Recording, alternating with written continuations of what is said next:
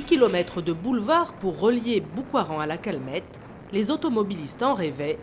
L'Europe, l'État, la région et le département l'ont fait. Le 16 janvier, après 5 ans et demi de travaux, ces 10 nouveaux kilomètres de 2 fois 2 voies ont été inaugurés en grande pompe.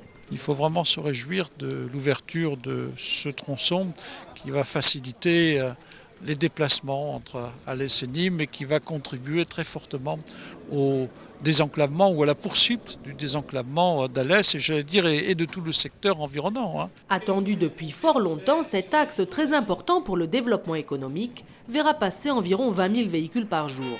Je crois qu'aujourd'hui, on est en train d'enlever un nœud indispensable au développement économique de notre bassin. Et ouvrir une voie de circulation comme de la qualité de celle-là fait que, ça permet aux industriels de venir plus facilement chez nous et pour ceux qui y sont d'en repartir évidemment avec le matériel qu'ils ont fabriqué chez nous. 82 millions d'euros pour ces 10 km d'ouvrages d'autant plus exceptionnels que conçus pour ne pas donner prise aux inondations grâce à 1 600 000 m3 de remblais et 22 ouvrages d'art. C'est un tronçon qui, en termes techniques, est assez classique.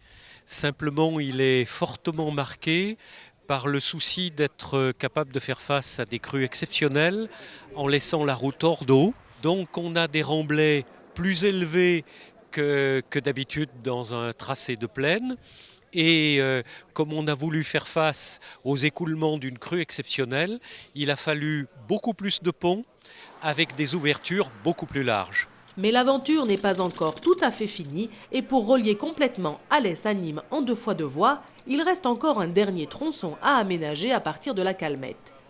Un dossier qui devrait être âprement discuté avec l'État. Ce que nous souhaitons bien entendu, c'est qu'on prenne bien en compte l'intérêt de cet itinéraire entre Nîmes et Alès, qui est fondamental pour l'économie gardoise, pour les déplacements des personnes, mais aussi les déplacements des marchandises. On est sur un chantier commencé et qu'il faut terminer. Les acquisitions foncières seront réalisées dès 2008, mais il faudra ensuite trouver les 60 millions d'euros nécessaires au financement.